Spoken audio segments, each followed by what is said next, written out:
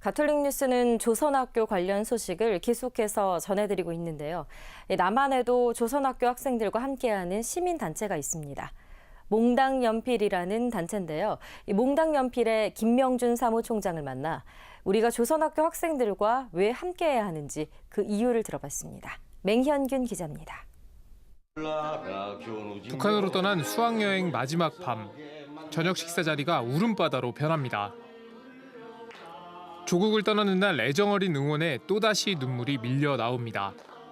읽어보라, 소리 내서. 세상을 잠깐만 가지고는 못 산다.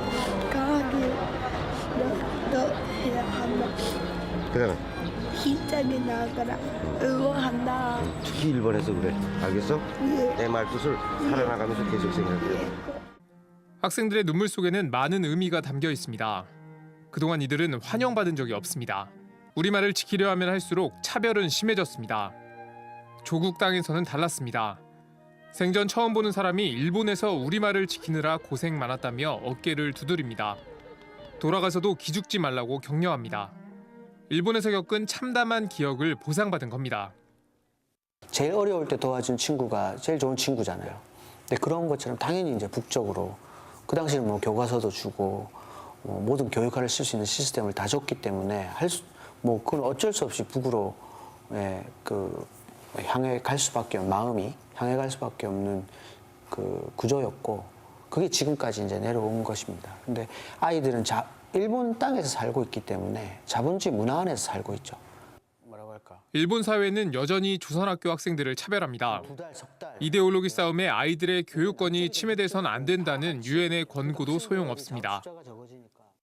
일본이란 나라 안에서는 이 사람들이 유독 심하게 차별받고 있는 거고 이 차별받는 이유는 분단 때문이고 차별받는 이유가 과거 역사를 반성하지 않기 때문이라는 거예요. 그렇기 때문에 차별받고 있는 거거든요. 이거는 우리가 함께 해결하지 않으면 차별을 해소할 수가 없어요. 조선학교에 대한 관심이 필요한 이유는 민족교육을 한다는 것뿐만이 아닙니다. 절대적으로 소수이며 약자인 집단이 한 사회에서 기본권을 행사하지 못하기 때문입니다. 김명준 감독은 조선학교 학생을 연민의 시선으로 볼 필요는 없다고 말합니다.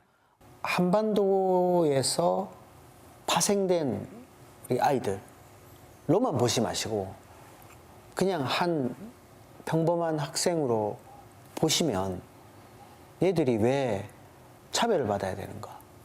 왜 학교에 영화에 나오잖아요. 학교에 협박 전화가 그렇게 와야 되는가?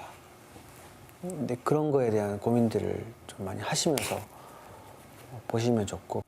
우리는 과거의 잘못을 등지는 일본에게 역사를 잊은 민족에게 미래는 없다고 경고합니다. 존재를 알았을 때 되게 부끄러웠죠.